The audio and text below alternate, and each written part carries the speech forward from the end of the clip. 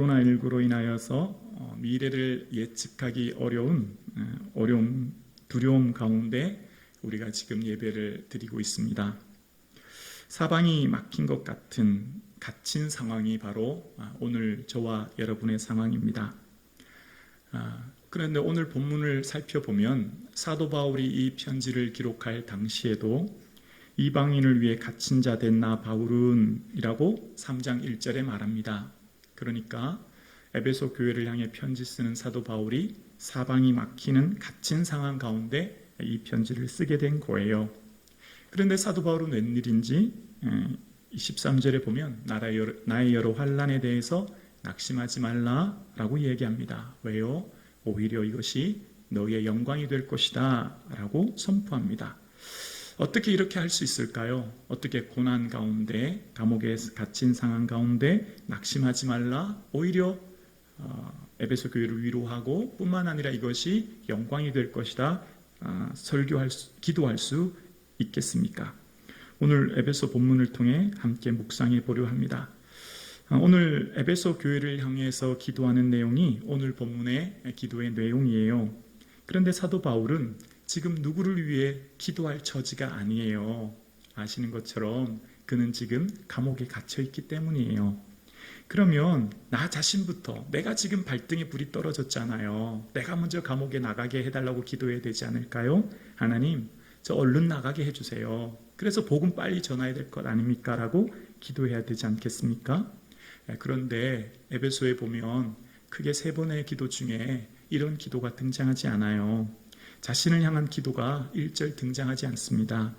뿐만 아니라 박해와 어려움 가운데 있는 현재 당면한 문제가 산적해 있는 에베소 교회, 생명의 위협, 건강, 물질, 또 여러 가지 삶의 어려운 문제가 많이 있지만 사도 바울은 삶의 당면한 문제를 가지고 에베소 교회 교인들을 향해 기도하기보다 그 성도들 향해 먼저 기도할 것이 있음을 오늘 본문을 통해 깨닫게 되어지고 속사람을 강건케 하여 주옵소서라고 기도하고 있는 것을 보게 됩니다. 그러니까 오늘 본문을 묵상하면 기도에는 우선순위가 있는구나 라고 하는 그걸 깨닫게 되게 되어요. 더 먼저, 더 급하게, 더 긴급적으로 기도할 내용이 있고 그 후에 기도할 내용이 있음을 깨닫게 되어집니다.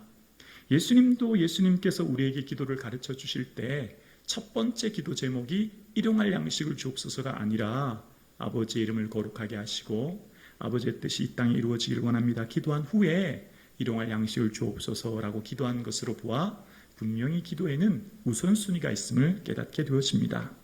그러니까 먼저 알아야 될 일과 나중 알아야 될 일의 순서가 있고 그 순서가 매우 중요함을 알게 되어요. 왜냐하면 먼저 그 나라와 그 의를 구하라, 그리하면 이 모든 것을 너희에게 더하시리라 라고 하는 말씀 속에 예수님께서는 먼저 구하면 그 외의 일들은 전부 더하신다고 하는 말씀 속에 우선순위가 기도의 매우 중요한 순서임을 알게 되었습니다. 먼저 구해야 될 일과 나중 구해야 될 일의 순서가 문제를 푸는 열쇠임을 알게 되어요.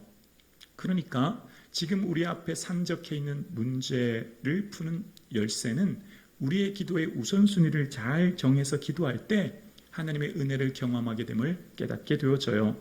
사랑하는 우리 성국중앙 가족 여러분, 우리 인생에 문제가 생겼습니까? 그러면 가장 먼저 예수님을 생각하고 예수님께 아뢰기를 주의 이름으로 축원합니다. 우리의 인생에 가장 기쁘고 즐거운 감사와 영광인 일이 있습니까? 그러면 가장 먼저 예수님을 생각하고 감사할 수 있기를 주의 이름으로 축원합니다. 우리의 삶의 최고의 우선순위가 예수님이 될 수 있기를 주의 이름으로 축원합니다. 나의 인생의 최우선순위가 예수 그리스도가 되길 원합니다. 그래서 먼저 그의 나라를 구하래요. 천국을 먼저 구하라는 거죠. 천국 구하지 않고, 그러니까 천국 없이 그 나라 없이 이 땅의 것 다 얻어도 호사거든요. 헛될 뿐이거든요. 천국 없이 이 땅의 것 아무리 많이 누려도 허무한 일이거든요. 그 의를 구하래요. 의는 예수님과 관계거든요. 늘 먼저 예수님과 나와의 관계가 먼저래요. 예수님과 나와의 관계가 먼저 되지 않으면 다른 어떤 관계도 다 허사뿐이며 깨어질 것을 말씀하고 계신 거예요. 그래서 저와 여러분의 삶에 늘 예수님과 나와의 관계가 어떤지를 생각하시고 내 삶에 늘 하나님 나라 소망하는 저와 여러분 되기를 예수님의 이름으로 축복합니다. 오늘 사도 바울은 먼저 구해야 될 것에 속사람을 강건케 하여 주옵소서라고 기도하고 있어요. 자, 왜 그렇게 기도했을까요? 그러려면 사도 바울이 생각하는 사람에 대한 생각을 잠깐 이해해야 되는데요. 사도 바울은 어떤 사람을 생각할 때 겉사람과 속사람 이렇게 나눠서 설명하는 것을 보게 되어요. 고린도후서 4장에도 보면 우리의 겉사람은 후패하나 우리의 속사람은 날마다 새롭도다라고 얘기합니다. 겉사람은 늙고 쇠하고 낡아지지만 우리의 속사람은 날마다 새롭게 된다라는 거예요. 겉사람은 보이는 외모와 지식과 이 땅의 가치관을 말하는 것이죠. 겉사람의 평가 기준, 겉사람의 관심은 사람들이 나를 어떻게 보는가에 관심이 있습니다. 그래서 세상 사람들은 우리 속사람에 대한 관심이 없죠. 세상 사람들이 나를 어떻게 보는가가 겉사람의 기준이에요. 내 외모, 내 삶의 모든 모습들 말입니다. 그래서 거울을 보면서 얼굴에 주름살이 또 생겼네. 내가 어떤 대학 가야지, 어떤 직장 가야지, 이런 것들 말이에요. 그래서 사람들의 기준 따라 살아가면 나의 뜻을 이루기 위해 성취, 업적, 영향력을 추구하며 살게 되어요. 오늘 일부 예배 드리시는 사랑하는 청년부 여러분, 우리가 결혼할 때 그 사람이 연봉이 얼마인지, 집안 배경이 어떤지 그 환경만을 보지 마시고 더 중요한 속사람을 보실 수 있기를 주의 이름으로 축원합니다. 그 사람이 얼마나 예수님 사랑하는지, 얼마나 예수님과 깊은 관계 속에 살아가며 주를 찾고 구하는지를 볼 수 있기를 원합니다. 속사람의 특징은 뭘까요? 로마서 7장에 보면 속사람으로는 하나님의 법을 즐거워하되라고 이야기합니다. 우리 눈에 보이지 않은 속사람은 하나님의 법, 율법, 말씀을 즐거워한대요. 그래서 하나님의 그 말씀을 사모하고 즐거워하고 기뻐하고 감사하고 나간다는 거예요. 그래서 하나님이 나를 어떻게 보실까 늘 생각하며 속사람의 관심은 주님을 바라보는 삶을 살게 된다는 거예요. 오늘 일부 예배 드리시는 사랑하는 우리 성북중앙 가족 여러분, 우리의 삶에 속사람을 바라볼 수 있는 믿음의 눈이 있기를 주의 이름으로 축원합니다. 겉사람은 운동하고 음식 조절하고 열심히 노력하면 겉사람이 좀 건강하는 데 도움이 될 수 있습니다. 자, 그러면 속사람, 우리의 속사람을 사도 바울은 왜 이렇게 강조할까요? 속사람은 어떤 고난과 문제를 와도 해결할 수 있는 근원적인 힘을 속사람으로부터 얻기 때문이에요. 여러분, 이런 경험 있으시죠? 너무 걱정이 되고 너무 근심이 되고 염려가 되어서 잠이 안 오는 거예요. 밥맛도 없는 거예요. 너무너무 마음이 괴로운 거예요. 근심은 뼈를 마른다고 하지 않습니까? 속사람이 먼저 강건하지 해야 그 다음 겉사람이 강건해짐을 깨닫게 되어집니다. 그러니까 먼저 구해야 될 것과 나중 구해야 될 것이 있는데 그 먼저 구해야 될 것은 보여지는 겉사람에 대한 것들보다 우리 속사람에 대해서 구할 때 그 속사람이 강건해지면 인생의 근원적인 힘과 능력을 얻게 되므로 어떤 문제도 이길 힘을 얻게 됨을 깨닫게 되어요. 속사람이 강건케 된다고 하는 것, 이런 표현이 맞을 거예요. 면역력이란 단어 있죠. 오늘날 우리가 외부로부터 바이러스가 들어오면 누구나 이 바이러스의 침투를 막지는 못하지 않습니까? 코로나19도 마찬가지죠. 그런데 이 바이러스가 침투했을 때 질병의 확률이 모든 사람들에게 열려 있지만 그 병을 이기는 것은 면역력이 강화되면 그 병을 이기지 않습니까? 하루에도 수천 개의 암세포가 생기지만 면역력이 강화되므로 그 암세포를 이기는 것처럼 속사람이 강건하게 되는 것은 어떤 문제가 사라지게 해주기보다, 간구하고 기도하기보다 문제를 만나도 이길 힘을 얻게 되는 거죠. 그러니까 속사람이 강건해지면 그 문제를 뛰어넘고 그 환경을 뛰어넘고 그 상황을 뛰어넘는 힘을 얻게 되는 거예요.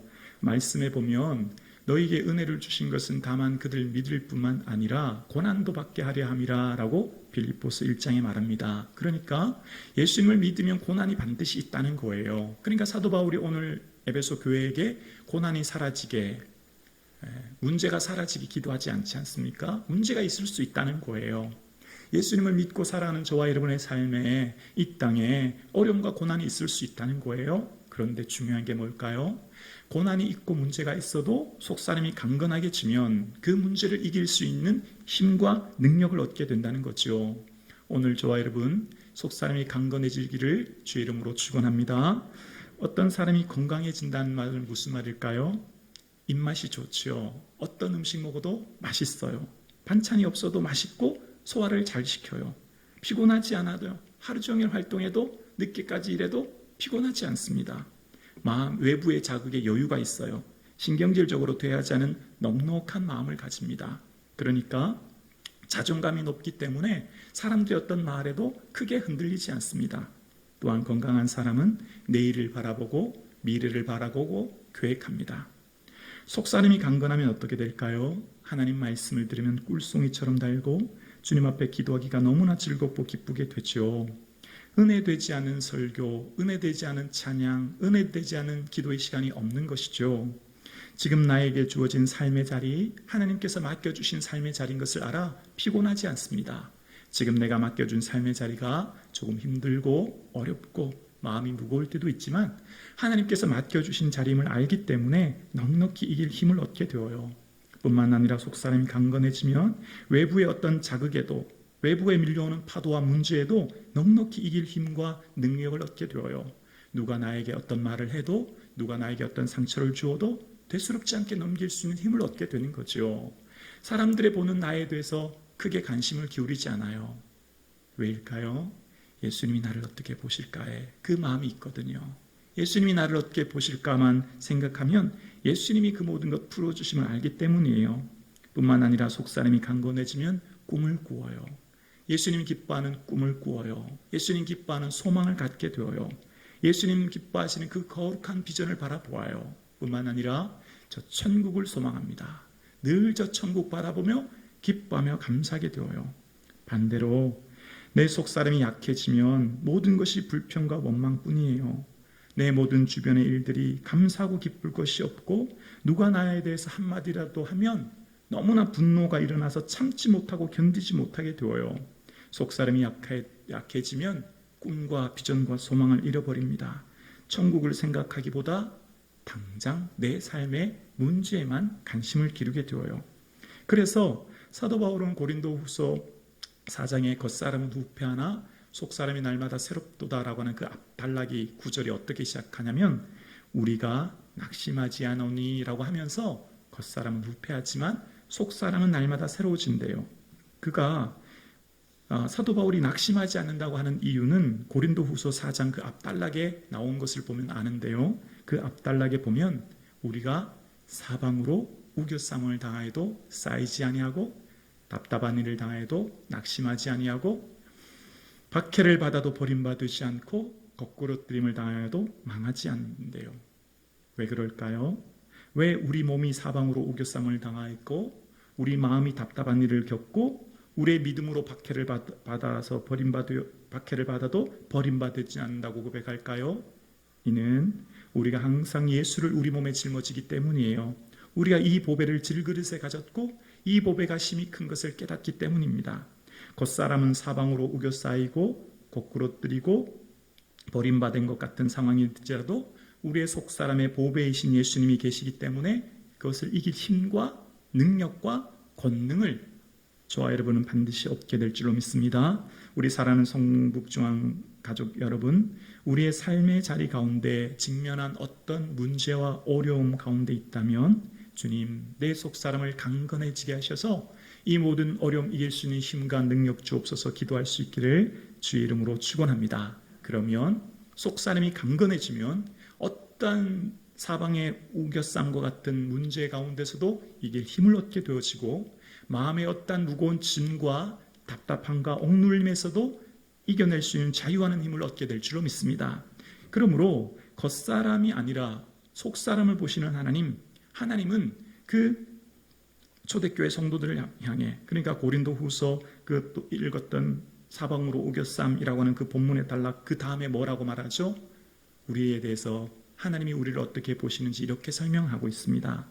속이는 자 같으나 참되고 무명한 자 같으나 유명한 자요, 죽은 자 같으나 보라 우리가 살고 징계를 받은 자 같으나 죽임을 당하지 아니하고 근심은 가는 자 같으나 항상 기뻐하고 가난한 자 같으나 많은 사람을 부유하게 하고 아무것도 없는 자 같으나 모든 것을 가진 자로다. 사람들은 우리를 무명한 자다, 속이는 자다, 징계받는 자다, 근심하는 자다, 아무것도 없는 자다, 혹 우리를 평가해도 괜찮습니다. 사람들이 우리를 어떻게 보든 괜찮습니다. 왜요? 주님은 우리를 향해서 모든 것을 가진 자로다, 영생을 사는 자로다 말씀하시기 때문이에요. 겉사람은 무명한 자 같지만 우리 안에 있는 보배이신 예수님을 소유함으로 의의 면류관이 우리에게 예비되어 있거든요. 겉사람은 죽은 자 같으나 보배이신 예수님을 소유함으로 영생을 우리는 소유한 자이거든요. 겉사람은 아무것도 없는 자 같지만 우리에게는 예수님으로 인하여서 모든 것을 가진 자이거든요. 왜요? 구원은 이 땅의 전부보다 더 귀하거든요. 구원은 이 땅의 모든 것을 총합산한 것보다 더 귀한 게 구원이거든요. 저 천국이거든요. 그 천국을 우린 가졌거든요. 이 땅의 그 모든 것들보다 더 귀한 구원이 우리에게 있거든요. 그래서 아무것도 없는 자 같지만 우리에게는 구원을 가졌고 예수님을 소유했고 우리 안에 있는 이 보배 때문에 우리는 모든 것을 가진 자임을 하나님 앞에 가면 우리는 반드시 깨닫게 될 줄로 믿습니다. 사랑하는 성도 여러분, 주님이 나를 이렇게 보고 계세요. 사람들이 보는 평가, 무명한 자, 죽은 자, 가난한 자, 아무것도 없는 자라고 생각하지 마시고 주님은 우리를 향해 유명한 자요, 영혼을 가진 자요, 많은 사람을 부유하게 하는 자라 말씀하고 계세요. 저와 여러분이 이 은혜, 이 말씀 붙들고 기뻐할 수 있기를 주의 이름으로 축원합니다. 그렇습니다. 주님은 우리의 속사람을 보십니다. 자, 우리의 겉사람은 운동과 음식 조절로 도움이 된다고 했죠. 그러면 속사람은 어떻게 강건해지게 될까요? 속사람이 강건하는 것은 어떤 방법으로도 불가능하고요. 딱 한 가지 방법만 있어요. 인간의 노력으로 어떤 일로 이룰 수 있는 게 아니라 오직 한 가지, 성령으로 말미암아. 성령님이 도와주셔야만 우리 속사람이 강건하게 됩니다. 성령님으로 말미암아 우리 속사람이 강건해지게 되기 때문에 겉사람처럼 노력하고 애쓰는 우리의 애씀과 노력이 아닌 성령님의 인도하심과 도움으로 인하여 가능하다는 거예요. 그러니까 오늘 본문이 기도문이잖아요. 사도 바울의 기도문이죠. 그 기도할 때 사도 바울이 기도하는 게 성령님, 우리 에베소 교회 성도님들 속사람을 강건해 주세요. 이제 기도하고 있는 것을 보게 되어요. 오늘 사랑하는 성도님, 기도해 보세요. 기도하면 속사람이 강건해지게 될 줄로 믿습니다. 기도하면 자꾸 제 말씀 드려서 죄송해요. 양해해 주세요. 주님 앞에 엎드리면 하나님의 그 영광이 무궁하고 증량할 수 없고 엄청나고 거대함을 깨닫게 되어지고 나는 마치 이 세상에 있는 먼지와 같이 아주 작고 미미하고 연약한 자임을 알게 되어요. 마치 이 우주의 크기가, 얼마 전 신문 기사를 보니까 천문학자 심채경 박사는 이 관측 가능한 우주의 크기가 465억 거리의 광년이고 계속 팽창한다, 그런 기사를 보았습니다. 제가 생각했던 보다 더 훨씬 넓더라고요. 이 우주의 관측 가능한 범위가 465억 광년이래요. 그러니까 잘 이해가 안 되시죠? 이렇게 설명드리면 쉽게 이해되실 거예요. 이 세상에서 제일 빠른 게 뭘까요? 빛이지 않습니까? 빛이 가장 빠르죠. 빛이 똑딱 하면 1초에 지구를 7바퀴 반 돕니다. 엄청난 속도이지 않습니까? 1초에 30만 킬로를 가는 거예요. 그런데 빛이 쉬지 않고 1년 동안 가는 거리를 1광년이라고 하죠. 빛이 쉬지 않고 1년 동안 가는 거리니 얼마나 멀고 거대하겠습니까? 그런데 우주의 크기가 465억 광년이라는 것은 465억 동안 빛이 쉬지 않고 가야만 도달하는 거리가 우주의 크기라는 거예요. 제가 왜 이 설명 드릴까요? 주 앞에 엎드리면 측량할 수 없는 그리스도의 영광, 어마어마한 주의 영광, 하나님의 전능하심, 주의 권능과 그 능력을 경험하게 될 줄로 믿습니다. 주 앞에 엎드리면 전능하신 하나님이 얼마나 거대하신지, 얼마나 무한하신지, 그 영광과 찬란한 은혜 속에 내가 엎드리면 나는 먼지같이 미미한 존재임에, 그렇구나, 이렇게 하찮은 나의 노력, 내가 염려하지 않아도, 내가 근심하지 않아도 되는 걸, 내가 근심하고 걱정 일들이 아무 일이 아니었구나, 괜히 걱정했구나, 내가 염려하고 근심하는 일이 쓸데없는 일이었구나, 하나님의 그 거대한 권능과 영광 앞에 내가 서 있으면 마음에 영광과 기쁨이 우리 삶을 뒤덮음으로 하나님 주신 놀라운 은혜, 기쁨, 평강, 그리고 든든해져요. 든든해져요. 하나님, 우리 교회 성도님들 어떻게 해요? 앞으로 우리 5년 뒤, 10년 뒤 어떻게 해요? 기도하면 든든해져요. 걱정이 하나도 안 돼요. 염려가 하나도 안 돼요. 그 어미하신 하나님의 영광 앞에, 그 거대하고 측량할 수 없는 그 큰 사랑과 능력과 권능 앞에 서 있기에 그 하나님이 내 아버지이기 때문에, 그 하나님이 나와 함께 계시기 때문에, 그 하나님께 내가 아뢰기만 하면 무엇이든지 주는 분이기 때문에 아버지가 계신데 뭘 걱정하랴, 그 마음이 드는 거예요. 그래서 기대하게 돼요. 소망하게 돼요. 꿈꾸게 돼요. 예전에는 걱정했고 염려했던 것들이 그 두려움이 변하여 내 기도가 되는 줄로 믿습니다. 전날의 한숨이 변하여 내 노래가 될 줄로 믿습니다. 변하더라고요. 변해요. 마음이 무겁고 짓눌렸던 교회에 대한 미래와 염려에 대한 짐이 변해서 소망하게 되고 꿈꾸게 되고 마음이 설레기 시작하는 거예요. 성도님들, 주님 앞에 엎드려 보세요. 그 하나님의 영광이 얼마나 어마어마하고 측량할 수 없고, 그 큰 영광 앞에 내가 서 있을 때 마음에 한량없는 평안, 기쁨, 든든함을 누릴 수 있기를 주의 이름으로 축원합니다. 그러면요, 내 자녀를 꿈꾸게 되어요. 내 미래를 꿈꾸게 되어요. 우리 가정 공동체, 교회 공동체를 향해 꿈꾸게 되어요. 성령님이 주시는 특징이 뭐예요? 초대교회 성령의 임재의 특징이 뭐예요? 늙은이가 꿈을 꾸는 거잖아요. 박해 상황 가운데 있는데 어떻게 늙은이가 꿈을 꿔요? 성령의 능력으로 소망이 넘치게 됩니다. 로마서 15장은요, 성령의 능력은 뭐예요? 소망이에요. 지금 성령님이 임하시면 환경과 조건을 뛰어넘는 어미하신 영광의 하나님을 바라보게 되고, 그 영광의 하나님이 내 아버지이기 때문에 걱정이 안 돼요. 염려가 안 돼요. 아니요, 염려는요, 설레이지요.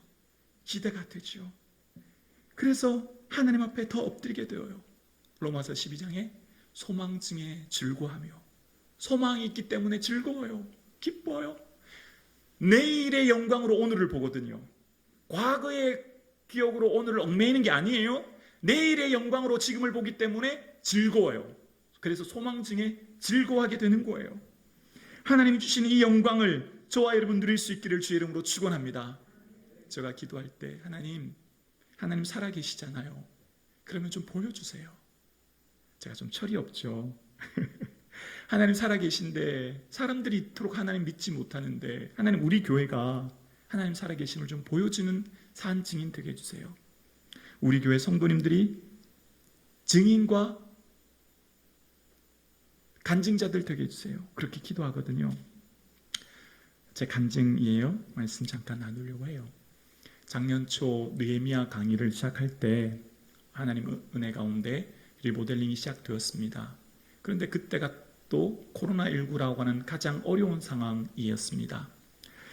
그런데 이 강의가 마칠 때쯤 하나님께서는 승강기와 리모델링, 본당, 또 식당, 소망관 리모델링을 어려움 가운데서도 잘 마치게 해주셨던 것을 보게 되어요. 뭐 예산을 쌓아놓고 시작한 공사가 아니었지 않습니까? 저는 단 한 번도 헌금해 주세요라고 설교하거나 강구한 적이 없습니다. 그러나 하나님 은혜로 놀랍도록 채워주시는 하나님 은혜를 우리는 경험했고, 하나님이 이루신 것을 우리는 친히 바라보았습니다.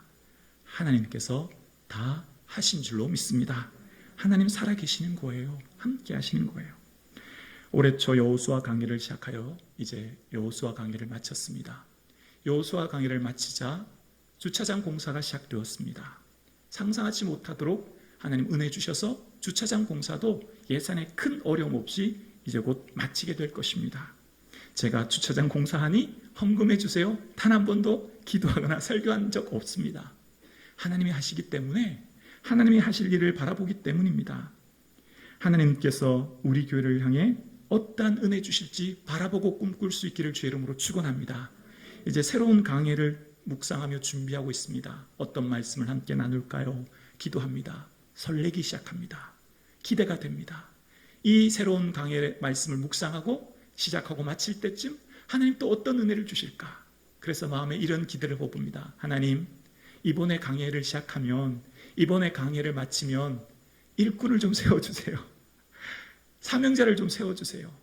기도의 일꾼 좀 보내주세요. 그렇게 기대하고 소원하고 바라보게 되었습니다. 하나님 살아계십니다. 우리와 함께 계십니다. 이 어려운 코로나19 경제적인 상황 가운데 하나님 일하심을 우리는 지금 보고 있습니다.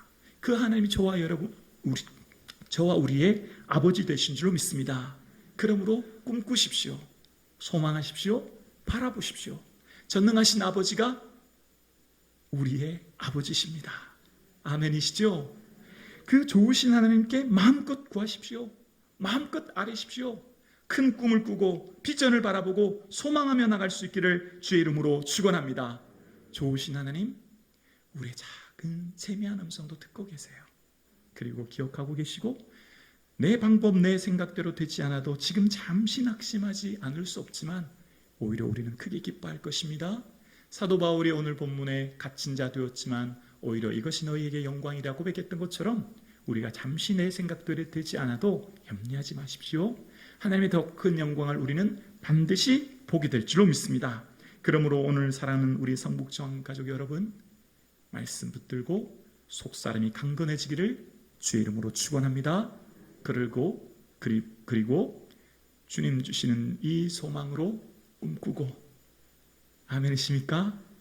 바라보시고 기대하시고